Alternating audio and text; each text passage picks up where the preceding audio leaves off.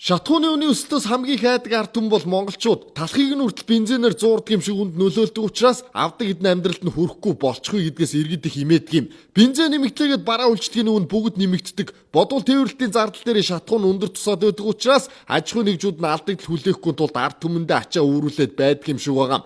За тэгвэл балга бензин авахын тулд баахан очирлож үнэ нэмхийг нь үг дуугүй зөвшөөрсөн ард түмэн ахаад хохирогч болоод эхэлж гисэн үг асуудал анхаарал татаад эхэлж гэлээ.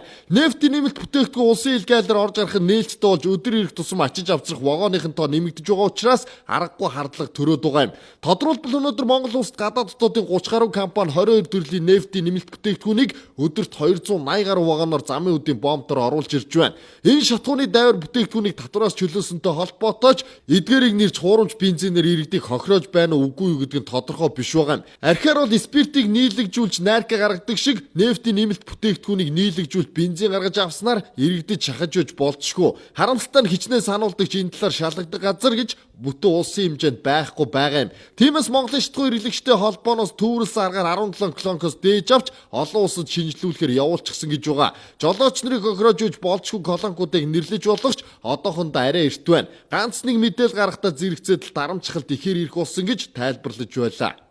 Судалгааны үндсэн дээр ингээ хараа яваад тахад ерөөсөө л авто бензин болон дизелийн түвшнээс шалтгаалаад автомашин маань өөрөө илэгдэл хоригдлын хувьд их байгаад байна гэсэн бол баримтлал гарч ирээд байгаа байхгүй. За тэгээ араас нь ингээ яваад байсан чинь гаднаас нь импортоор орж ирдэг нэг химийн туслах бүтээгдэхүүн нэрээр орж ирээд энэ авто бензин болон дизелийн түвш шатхуун төвөг станцуудаар борлогдож байгаа юм асуудлууд өмнө нь бас ярьж байсан учраас бид нар араснаас ингээд их өвөө яваад байгаа. Үнэхээр тийм байгаа бол бид нар ард иргэдтэй бас үн зүгт мэдээлэл өргөчихье гэдэг. За ойрын 2-3 хоног дотор бол одоо манай холбооны зүгээс аюул шахалт ирж байна л да. Янз янзаас танаас ийм улаан мэдээлэл юм шүүхт нь хандна. Танаас одоо дарамтлах маяг юм бид нар ирж байна. Бид нар тэрнээс айхгүй. Бид нар тодорхой хэмжээгээр тэр байгууллагуудыг их харамтны цуглуулж явж байгаа. Хамаагүй бид нар ард түмний хөдлөө явж болох бид нар тэрнээс дээр нь иргэд маань бид нарыг зарлаач гэдэг. Яг энэ хуурамч шатхуун зарж байгаа аль колонк байна гэж зарлаач гэдэг. Одоохондоо зарлахад үнэхээр эрт байна. Өнөөдөр бид зарлцдаг. Маргааш тэр байгууллагууд бидний шүүхт өгнө. Тэгэхээр шүүхтэр мөнгөтэй хүмүүс яах вэ? Дуртай шийдвэрэл гаргуулад арга шилжүүлж шүү дээ.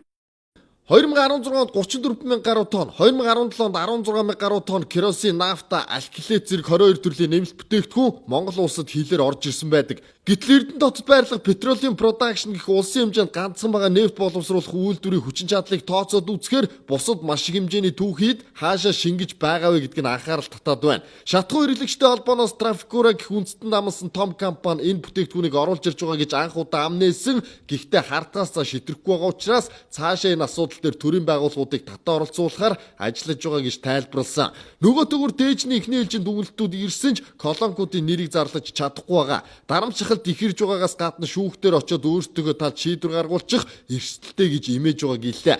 Өмнө ч мөн энэ тухай мэдээлэл гарах тоолонд эргээд дарагддаг байсан нь үүний цаана үндэстэн дамсан компани улс төрийн бүлэглэл нуугдж өгч болцшгүй холбооноос хэлсэн. Тиймээс төрийн байгууллагууд нэгдээд дайвар бүтээгдэхүүний импорт болон хэрэглэгчдийн шатхууныг шалгах шаардлагатай байна. Хуулийн цорхоогоор шимэгчдэг харийн компаниуд хуурамч шатхуунаар хэрэглэгчдийн машиныг эвдрэлд өртүүлж өгч болцшгүй болчихлоо. Мэдээг амар өсгөлөө.